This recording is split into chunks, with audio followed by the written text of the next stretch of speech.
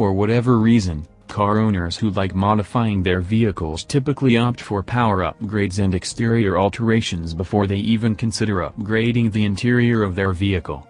Neidfaktor is here to show you that interior modifications, too, can really make your car unique. The German interior specialists know a thing or two about upgrading a cockpit, and recently got its hands on an eye-catching Audi R8 V10.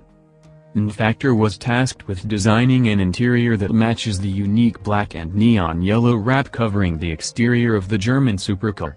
To do this, the tuner totally stripped out the cabin of the R8 and set about bathing it in luscious new materials to make it feel much more upmarket. To start with, much of the car's interior is now covered in soft black Alcantara, including the headliner, dashboard, gear selector, parts of the seats, and the steering wheel. Additionally, there is new leather and Alcantara upholstery on the seats and door panels. To give the interior some color, Neidfaktor implemented neon yellow stitching throughout most of the cabin and even created honeycomb-shaped stitching for select areas like the door panels. Neon yellow trim has also been added to the steering wheel while a host of matte carbon fiber parts complete the look.